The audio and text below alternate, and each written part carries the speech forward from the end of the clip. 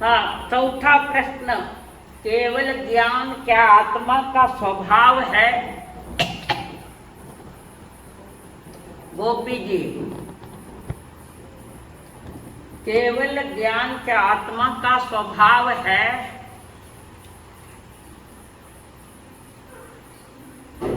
उत्तर आएगा गोपी जी?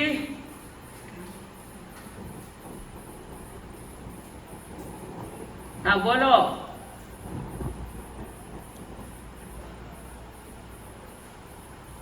नहीं,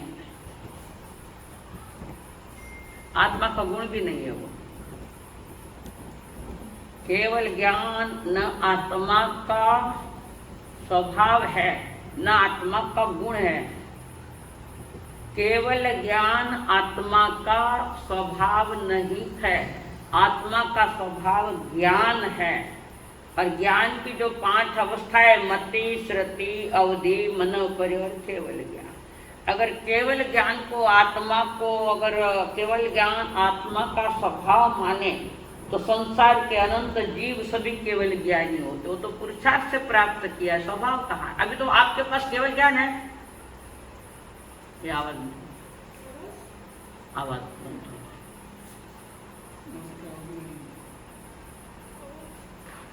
अब आ रही है?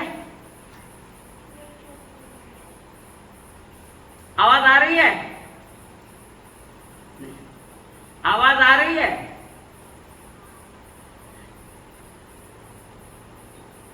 मत्थेड़ मंदा में बोलना, हुक्म नहीं करना। मत्थेड़ मंदा में बोलन, प्रश्न पूछना। अब गोपी जी, आप कने केवल ज्ञान है कहीं?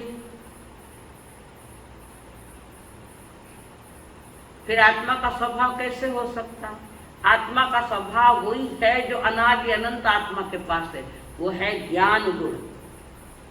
ज्ञान की अवस्था है मति, श्रुति, अवधि, मनोप्रयोग, केवल ज्ञान। तो केवल ज्ञान आत्मा का स्वभाव नहीं है। आगे पांचवा प्रश्न है, मिश्र गुणस्थान में किस कर्म की कौन सी प्रकृति का उदय होवे? मेहता।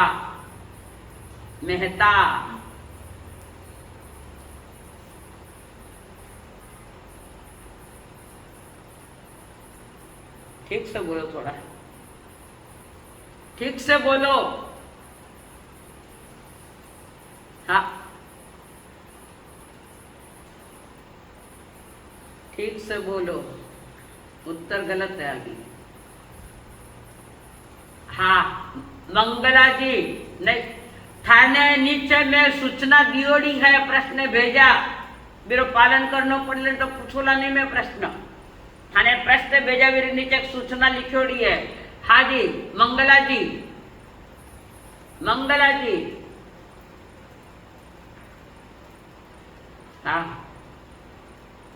हाँ बोलिए।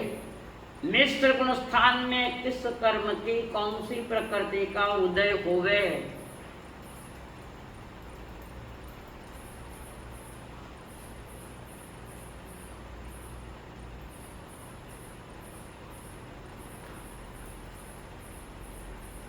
राका? नहीं। हाँ, हो गया प्रश्न, उत्तर गलत है। इधर राका।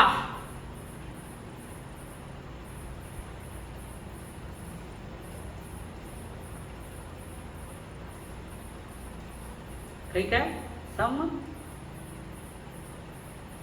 हाँ, सर को बाजू में। बास। नहीं, गलत है। शांति भाई,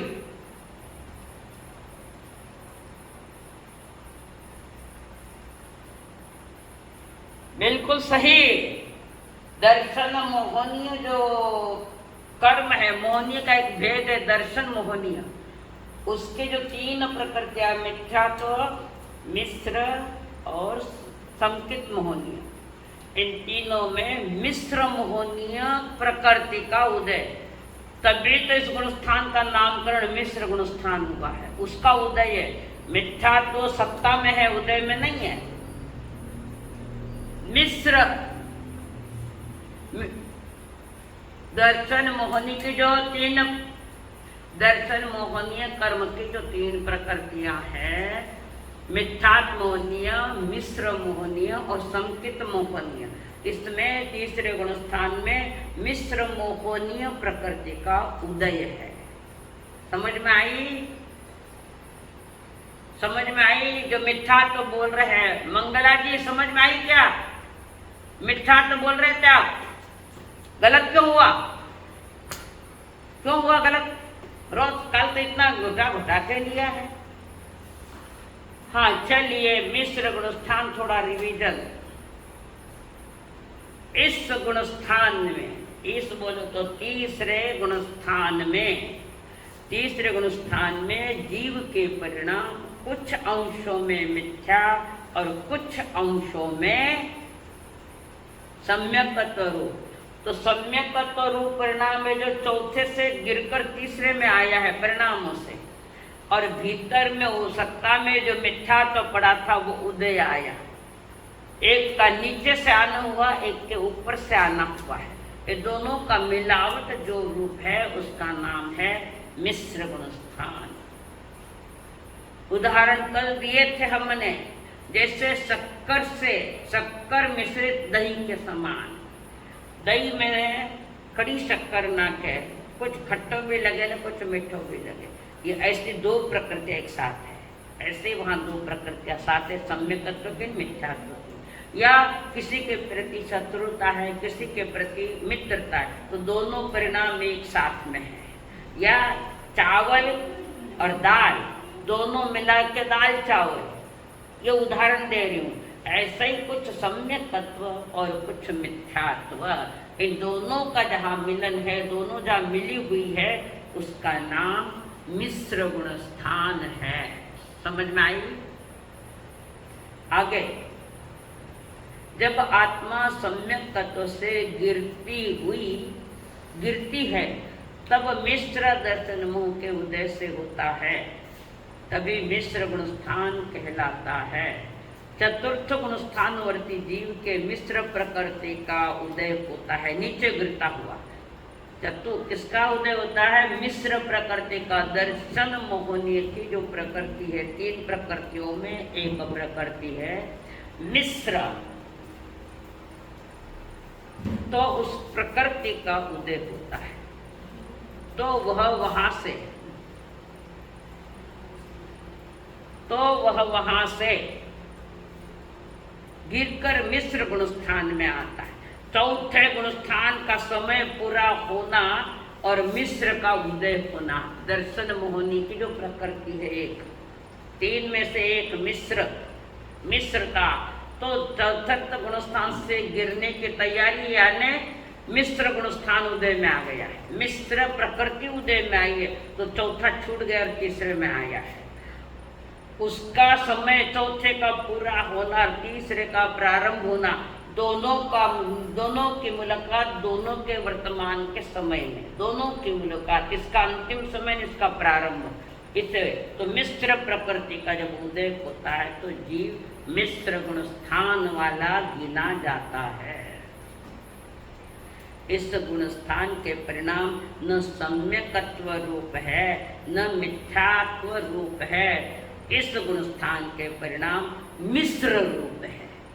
परिणाम मिश्र रूप है। बाहर में क्रियाएं जो है कुदेव कुगुरु कुधर्म, या सुदेव सुगुरु सुधर्म, दोनों को ही मानता है।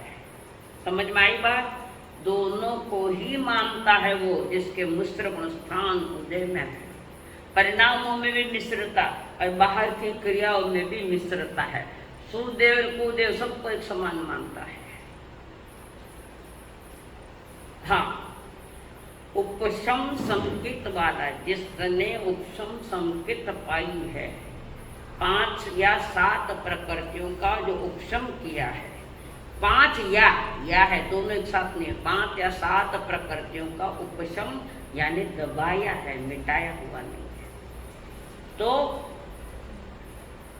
जीव गिरकर तृतीय तीसरे गुण स्थान में आता है। श्रद्धा में मिश्रता के परिणाम है, जिसके ऐसे परिणाम हुए उन भावों को मिश्र गुणस्थान कहते हैं। पूछना है इसमें कुछ? सरल भाषा में बता रही हूँ।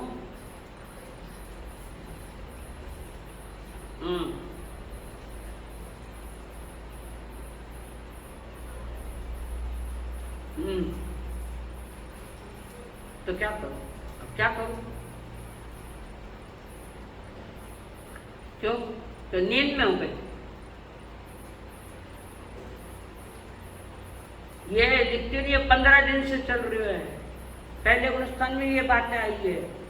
इस गुणस्थान में उपशम संकेत में जो आता है चतुर्थ गुणस्थान से, पहले गुणस्थान से उठकर सीधा चौथे में आता है अनादि मिथ्या दृष्टि, जिसने एक बार भी सम्यकत्व अभिप्राप्त नहीं किया है।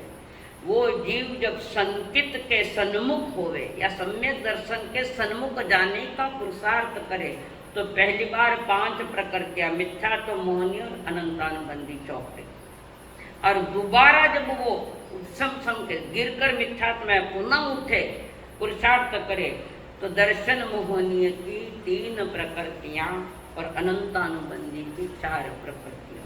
इस प्रकार 7 प्रकृतियों का उपशम करे। अब समझ में आई मंगला जी? 5 या 7? और किसको कुछ पूछना है? अब मैं पुनः पूछूंगी नहीं, पुनः पूछना मत, अभी पूछना तो पूछ लो। 5 या 7 प्रकृतियों का जब उपशम करे तो उपशम संकेत तो चौथे गुणस्थान वाला, और चौथे गुणस्थान की उसकी स्थिति पूरी हो रखी है, उसका पूरा होना और मिश्र प्रकृति का उदय होना। जब मिश्र का उदय होता है, दर्शन मोहनी की जो मिश्र प्रकृति है, 3 प्रकृतियों में एक मिश्र प्रकृति है, उसका उदय होता है, जीवती मिश्र गुणस्थान वाला कहा जाता है। जैसे सम्यक दर्शन प्राप्ति के पहले हमने जिन जिन देवताओं का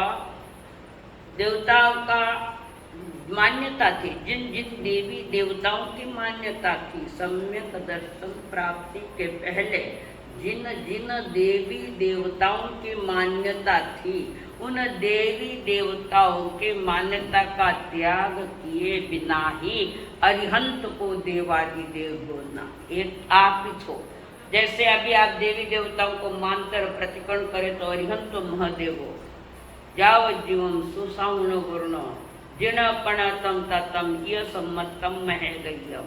पहले के माने हुए देवी देवता तो घर में ही पड़िया है, राबे के वे अरिहंतो महादेवो। तो तुम डबल गेम खेल रहे हो, और डबल गेम खेलने वाला दुख है वहाँ दुख है, याद रखना, दुख है वहाँ दुख है, तो दोनों को ही तुम मान रहे हो। पहले के देवी देवता का त्याग तो किया नहीं, परिणामों में भी वो चर क्रिया में बैठे, माता जी ने तो जो कुछ भी है जिन्हीं देवी देवताओं की आप मानते हो उसका तो त्याग किया नहीं, और गुरु के वाणी सुने कहते हाँ हमारा देव का अरिहंत है। जब अरिहंत देव तो बाकी देवी देवताओं का त्याग कहाँ किया हमने? किया क्या?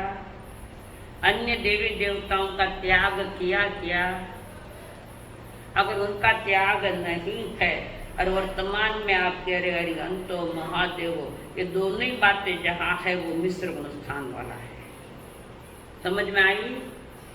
पहले देवी देवताओं का त्याग नहीं हुआ, और आज वर्तमान में आस्था मान रहे कि देव तो मेरे अरिहंत है, माने अरिहंत माते घनी श्रद्धा है। अगर अरिहंत माते श्रद्धा रहती तो पहली देवी देवता का त्याग करता। मिलावट माल है सब आपके पास, शुद्ध माल नहीं है देव अरिहंत का, मिलावट माल है, और जहाँ मिलावट आती है उसकी कीमत बढ़ जाती है। शुद्ध पानी और शुद्ध दूध दोनों मिला तो क्या शुद्ध हो गया? कीमत कमी हो गई। जहाँ मिलावट माल है वहाँ कीमत घट जाती है। हाँ, उसी तरह तत्व आदि में जो 7 तत्व है या 9 पदार्थ है, 7 तत्व जो है उसको जान पर लिया, जाना तो है और विश्वास भी कर रहा है, पर बाकी की बातें भी तो तुम्हारे पास पड़ी है। धर्म हमारा कौन सा है?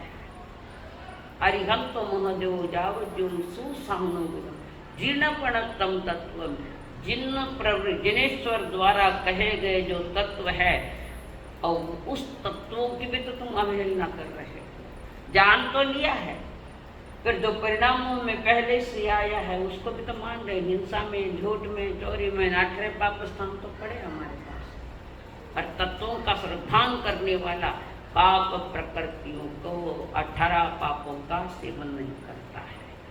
कारण वो सम्यक दृष्टि अगर हो गया है तो आचार्य सूत्र कहता है समत्त दंसी न करें पाप।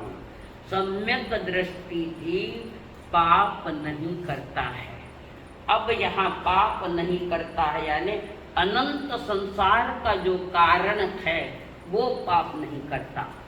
पंचेंद्रिय की हत्या का पाप, जाओ जीव पर अंदर झूठ बोलना, ये सारे पाप। तो वहां पर आचार्य सूत्र में जो कहते सम्मत दंसी न करेंगे, अनंत न करेंगे पावन। अनंत संसार का जो पाप है यानी मिथ्या अनंत आनंद, वो पाप सम्यक दृष्टि नहीं करता है। समझ में आई बात? हाँ, आगे चलेंगे। तत्व आदि में श्रद्धा भी है, अश्रद्धा भी है। कारण मिलावट माने मिश्र गुण स्थान में, कुछ ये मानता है, कुछ ये मानता है। अरिहंतो देव, अरिहंतो महादेवो, ये जो तत्व आदि तत्वों की मानता है वो अपने नए घर में कभी सत्यनारायण की पूजा नहीं करता, किसी देवी देवताओं की पूजा नहीं करता। सीताराम माता ने किसी घर में रहे देवी देवताओं की मान्यता नहीं करता। वो भी मान्यता करें, ये भी मान्यता करे कि देवयंत्र गुरु निग्रह, ये मिलावट माल है। ये तीसरे गुणस्थान के लक्षण है। तीसरे गुणस्थान का लक्षण समझ में आया? समझ में आया ना? पुष्पा जी आवाज आ रही है? औरंगाबाद पुष्पा जैन आवाज आ रही है मेरी? काले कहीं गड़बड़ हो गई थी। चलिए आगे सुनो। नहीं, थाना मोबाइल खराब है, मारा आवाज सब नहीं आई रहे। तो आगे फोन कर पूछ लीजिए काले। जैसे किस, हाँ ये बता रही है कि जहाँ दोनों में दोनों को ही माना जा रहा है, एक तो तत्व और अतत्व दोनों को ही माना जा रहा है, दोनों का ही मिलावट मान है। इन देवों को मानना, इन देवों को मानना, सभी को मानना, ये सारा गुण, ये तीसरा गुणस्थान तैयार हुआ है। भले ही वो मोक्ष से जाने वाली आत्माएं पर वर्तमान वो मोक्ष से दूर कर रहा है, दूर जा रहा है। तो ज्ञानी जन कह रहे थे मित्रता शत्रुता दोनों साथ है। कोई मित्र है, कोई शत्रु है, परिणामों में तो दोनों ही बैठे हैं। मिथ्यात्व शत्रु है, सम्यकत्व मित्र है, दोनों ही साथ में बैठे हैं। और दोनों जो है तो ऐसा पर दोनों परिणामों को करने वाला जीव प्रभु कहते तो तीसरे गुणस्थान वाला है। तो वो अपने भवों को सीमित नहीं कर रहा है आगे। और ये दोनों ही भाव अलग अलग है। मित्र के लिए परिणाम अलग है, शत्रु के लिए परिणाम अलग है, माँ के लिए परिणाम अलग है, पत्नी के लिए परिणाम अलग है। जैसे गेहूं और चावल मिलावट हो गई, बच्चों ने कर दिया मिलावटपना सारा।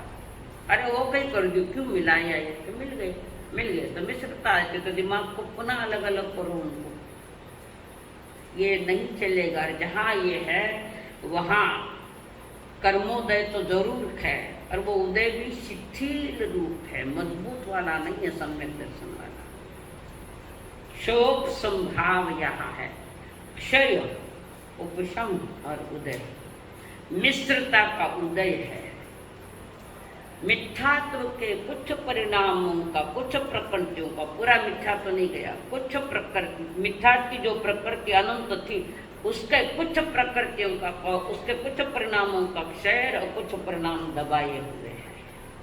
ढीले की है, मिटाए नहीं। मिथ्यात्व के परिणाम कमजोर तो किए है, कमजोर यानी कुछ निकाल दिए और कुछ दबा दिए, और मिश्र मोह का उदय है। इसको कहते हैं क्षयोपशमिक भाव। यहाँ वो चारित्र का क्षयोपशमिक भाव। मिश्र प्रकृति के लिए मिथ्यात्व शिथिल तो बोलने हैं, पूरे खत्म नहीं है, पर मिथ्यात्व की शिला को तोड़ा है तो 3 भाग हुए थे, मिथ्यात्व, मिश्र और संकित मोह। तो शिला कमजोर तो पड़ी है, पर मिथ्यात्व है वहां पर 3 कर दिए। मिथ्यात्व में 2 और आ गई, सम्यक दर्शन पाकर नीचे आए तो 2 प्रकृतियां और तैयार हुई, इसलिए दर्शन मोहनीय की 3 प्रकृतियां। समझ में आई? आगे इस गुणस्थान की विशेषताएं। यहाँ तीसरे गुणस्थान में कोई जीव आयुष्य पूरा नहीं करता, कोई जीव आयुष्य पूरा नहीं करता। आयुष्य पूरा होगा तो या तो मिथ्यात्व में होगा या संकित में होगा। मिश्रता में आयु पूरी नहीं होती, कारण मिश्र रूप भाव है। मरण मिथ्यात्व या संकित में। कार्मण का योग भी इस पर नहीं, इसके पास नहीं है। किसके पास? मिश्र गुणस्थान के पास। कार्मण का योग क्यों नहीं है? कि कार्मण का योग जीव के अपर्याप्त अवस्था में होता है। जिसने अपनी पर्याप्त अवस्था पूरी नहीं की है, आहार शरीर इंद्रिय, जिसने जिसको जितनी पर्याप्तता मिली वो पूरी नहीं की है, तब तक उसका कार्मण का योग होता है। और एक केवली जीव है, केवली जीव जब समुद्घात करते हैं, केवली समुद्घात जब होता है तब वहां पर एक कार्मण का योग होता है। कहाँ पर? केवली भगवान के, केवली भगवान के केवली समुद्घात, हर एक का नहीं होता है। केवली समुद्घात कब होता है? कि कर्म ज्यादा और आयु थोड़ी है, तो दोनों को बराबर करने के लिए आत्म प्रदेश छोड़ता है। तो जब केवली जीव केवली समुद्घात करता है, वो पर्याप्त है, पर केवली समुद्घात करे तब कार्मण काय योग वहां पर होता है। और बाकी 4 गति के जीव जो अपर्याप्त अवस्था वाले हैं, उनके पास कार्मण का योग होता है। और मिश्र गुणस्थान अपर्याप्त अवस्था में नहीं होता, मिश्र गुणस्थान पर्याप्त अवस्था में ही होता है। किस अवस्था में? 5 एकेंद्रिय जीव जो है वे एकांत मिथ्याकृत है। विकलेंद्रिय जो है, कुछ जीव अपर्याप्त अवस्था में थोड़ा सम्यक दर्शन भी उसके पास होता है, गिरता हुआ आया हुआ है, थोड़ा बच गया है। पर्याप्त अवस्था भले वहां वो अपर्याप्त अवस्था में ये है, तो वहां भी मिश्र गुणस्थान नहीं बनता। कारण अपर्याप्त अवस्था में तो थोड़ा संकित का स्वाद है, और पर्याप्त अवस्था में नियम से एकांत मिथ्या के। मिश्र गुणस्थान के लिए दोनों प्रकृतियां साथ होनी चाहिए। तो ये मिश्र गुणस्थान सन्नि पंचेंद्रिय को ही मिलता है। किसको? मिश्र गुणस्थान जो जीव सन्नि पंचेंद्रिय है, सन्नि पंचेंद्रिय है जो जीव, उसके पास ये कार्मण का योग अपर्याप्त अवस्था में होता, उसके पास होता है कार्मण का योग। नहीं, मिश्र गुणस्थान मिलता है। पर्याप्त अवस्था में मिश्र गुणस्थान मिलता है, अपर्याप्त अवस्था में नहीं होता है। आपको उसको पूछना है।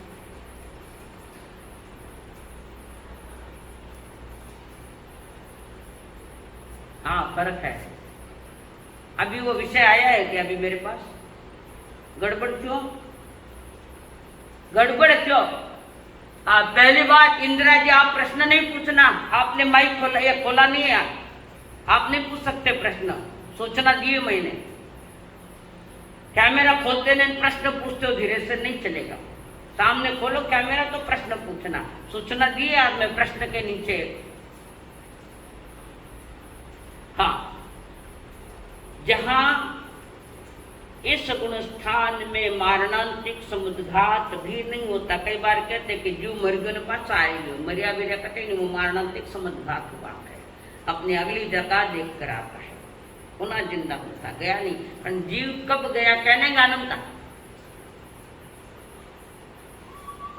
करो के बंद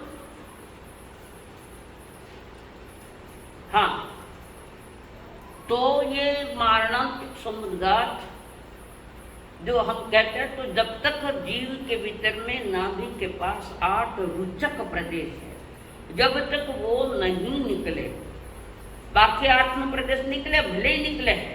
जैसे एक रबर है, एक हमने यहाँ पकड़ा है और उसको खींचा है, जब तक हाथ में पकड़ा हुआ है तब तक वो आगे नहीं, वापस वहां आएगा छोड़ने के बाद। जिस हाथ से खींचा और यहाँ से छूट गया तो वापस नहीं आएगा। 8 रुचक प्रदेश भी अगर उस जीव के बाहर निकल गए तो वो वापस जिंदा नहीं होता है। और जिसके रुचक प्रदेश 8 नहीं निकले हैं वो वापस आता है, वो है मारणांतिक संघात। दूसरी बात, इस गुण स्थान में आयु बंध नहीं होवे। तीसरे गुण स्थान में आने के पहले जिस दृष्टि में आयु बंध किया उसी में जाता है। मिथ्यात्व में आयुष बंध किया है तो मिथ्यात्व में जाएगा, सम्यक दृष्टि में आयुष बंध किया है तो सम्यक दृष्टि में जाएगा, न तीसरे से चौथे में जाएगा। तीसरा वाला ऊपर चढ़ सकता है, दूसरा वाला नहीं चढ़ सकता। तीसरा वाला चौथे में जा सकता है, चौथे वाला तो तीसरे में आता है, सबको मालूम है। तो यहाँ पर वे फरमा रहे कि जिस मिथ्यात्व में या सम्यकत्व में आयुष्य बंद किया है तो मरण वक्त वही जाएगा, या तो मिथ्यात्व में या सम्यक दृष्टि में जाएगा। संयम नहीं, संयम यानी तीसरे गुणस्थान में कोई महाव्रती नहीं होता, ना कोई व्रती नहीं होता है। वृत्ति का गुणस्थान 5वां है और महाव्रती का गुणस्थान आगे से, कहाँ से, छठे से लगाकर ठेठ तक, ठेठ 14वें गुणस्थान तक महाव्रत होते हैं। आगे तीर्थंकर की सत्ता वाला जीव इस गुणस्थान में नहीं आता है। और तीर्थंकर की सत्ता यानी तीर्थंकर प्रकृति का जिसने बंद किया है उसके पास नियमा 3 ज्ञान और 3 दर्शन होते हैं। उसके पास मिथ्या दृष्टि नहीं होती, मिथ्या तो नहीं होता है। इस गुणस्थान के लिए तुम्हारे मिलावट चाहिए ना, मिथ्या तो सम्यकत्व। तो तीर्थंकर गोत्र जिसने बांधा है वो नियम से माँ की गोद में भी वहाँ से आयुष्य पूरा करके माँ की गोद में भी आएगा, तो 3 ज्ञान 3 दर्शन के जरिए। और तीर्थंकर या तो नरक से आएंगे या देवलोक से आएंगे। जिसने तीर्थंकर गोत्र बांधा है या तो वो जीव नरक से आएगा या देवलोक से आएगा। जैसे श्रेणिक महाराज है, कृष्ण महाराज है, नरक में है, और उनके पास तीर्थंकर की सत्ता है, वे मिथ्या दृष्टि नहीं है, पर पहले में कर्म बंद किया है, बाद में ये प्रकार हुआ है, इसलिए वो कहाँ है, नरक में। वहाँ परमाधामी देव उनको प्रॉब्लम खड़ा नहीं करते हैं, और उनके ज्ञान में है कि उनके पास तीर्थंकर सत्ता है, तो उनको तकलीफ नहीं देते हैं। परंतु 10 प्रकार की क्षेत्र वेदनाएं जो है, क्षेत्र वेदनाओं को उनको सहना पड़ेगा। और देवलोक से जो आते हैं वे तो सुख को लेकर आते हैं। तीर्थंकर कर्म बांधे हुए जीव कई दो देवलोक में भी है, इसीलिए तो तीर्थंकर की आगत में देवता भी लिए न 3 नरक लिए है। ध्यान में आया? हाँ, तो तीर्थंकर आते हैं तो देवलोक से या नरक से, और वहाँ आते हैं माँ की गोद में आकर। 3 ज्ञान 3 दर्शन के वे धनी है, तो वे मिश्र गुण स्थान में नहीं आते। मिश्र गुण स्थान में तीर्थंकर की सत्ता नहीं है, और ये सत्ता मिलेगी तो 4थे गुण स्थान और 4थे से आगे ठेठ तक अरिहंत पद सर्वज्ञ बनने के बाद, सर्वज्ञ बन गए है, पर तीर्थंकर नाम कर्म का उदय नहीं है। कहाँ पर उदय में नहीं है? केवल ज्ञान हुए तब तक। और जब वो जीव तीर्थ की स्थापना करे, समझना तीर्थंकर नाम कर्म का उदय हो गया है। जो जीव तीर्थ की साधु साध्वी श्रावक श्राविका इस तीर्थ की जब स्थापना करे, तब ओ तीर्थंकर पद उनका उदय में आया हुआ है। समझ में आई बात? समझ में आई क्या?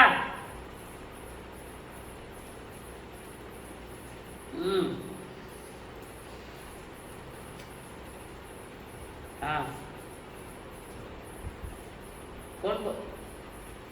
हाँ, पूछो कौन है ये? मंगला जी, हाँ बोलो।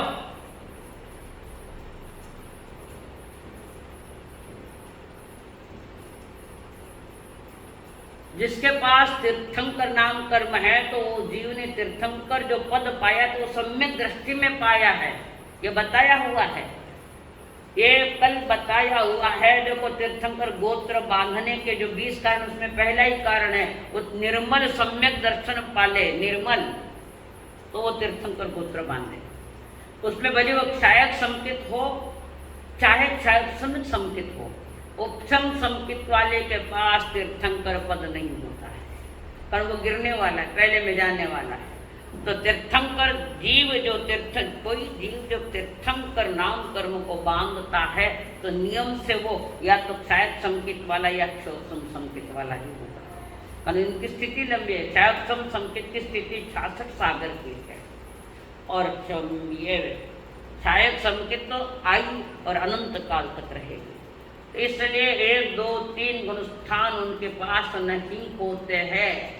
दूसरा गिरने वाला है, तीसरा मिलावट माल है, और पहला पूर्ण शुद्ध है, प्रभु मिथ्यात्व वाला शुद्ध है, सम्यक दर्शन वाला नहीं, वो मिथ्यात्व। तो तीर्थंकर के पास ये बातें नहीं होती। तीर्थंकर जो होते हैं, जिसने तीर्थंकर नाम कर्म का बंध किया, वो नियम से सम्यक दृष्टि, जिसके पास सम्यक दृष्टि है और ये 20 बोल में से कोई 2 बोल है, वो तीर्थंकर गोत्र बांधता है। देख लेना तीर्थंकर गोत्र के बांधने के 20 कारण किताब में देख लेना। गुणस्थान सिखा रही हूँ, बाकी का भी विषय नहीं आता, खाली हिंट दे दिए मैंने। आगे तीर्थंकर के सत्ता वाला जीव इस गुणस्थान में कारण वे सम्यक तत्व से रहित है। कभी सम्यक तत्व से रहित, और जो सम्यक तत्व से रहित होता है वो तीर्थंकर गोत्र नहीं बांधता। आगे फिर सम्यक तत्व आया हो या तीर्थंकर प्रकृति का बंद कर देवे तो वह मरण समय में सम्यक तत्व से च्युत हो, यानी गिर जावे। 2 अंतर मुहूर्त के लिए वो भले ही वो क्षोभसम संकेत वाला पुनः मिथ्यात्व में भले ही गया है, फौरन आ जाएगा, चंद समय के भीतर में वापस बाहर आ जाता है।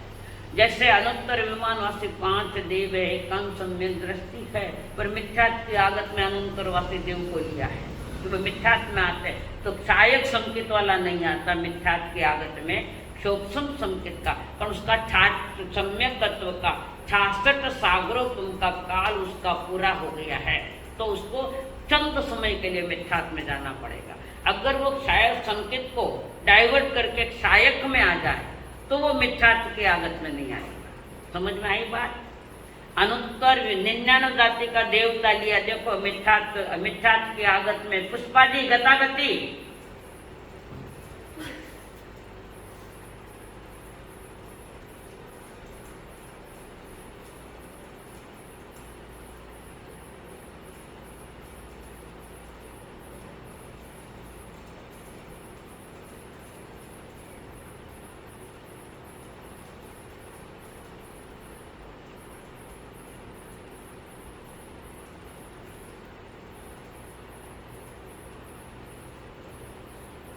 आज बात समझ में आई?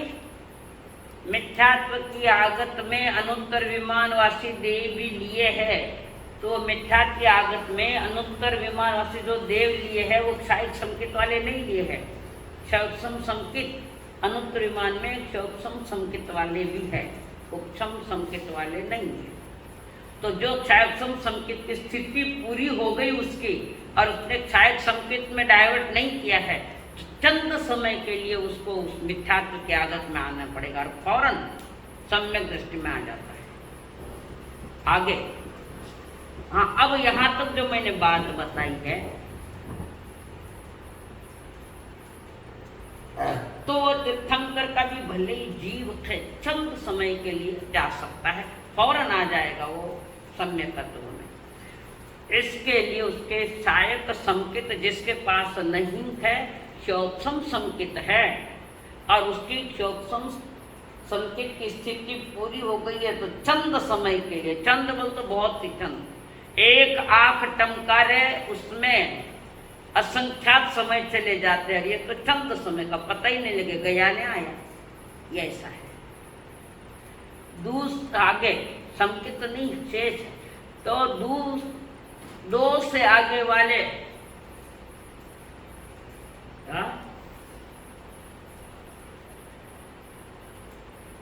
तो तुम उनको बोल दो, मैं क्या करूं, जिसका उसको समझना चाहिए। हमने वहां सूचना दी है, मुझे बार बार कहना नहीं पड़े।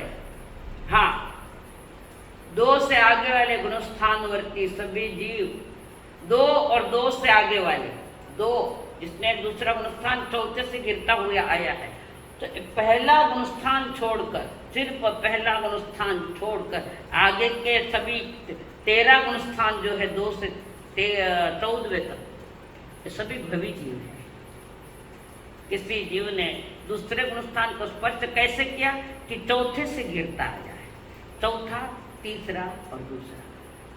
पर जिसने एक बार भी पहला गुणस्थान छोड़ दिया, एक बार भले छोड़ने समय के लिए, अंतर्मुहूर्त के लिए, दो समय के लिए भी जिसने ये पहला गुणस्थान छोड़ा है, वो नियम से और नियम से भवी है, मोक्ष जाने वाली आत्मा है।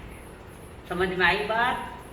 2 समय के लिए भी उसने पहला गुणस्थान छोड़ दिया है, तो नियम से मोक्षगामी आत्मा है। भले ही कोई जल्दी है, कोई देरी से है, कोई थोड़ा लंबा समय है, कोई दूर भविष्य है, वो भी हो सकता है।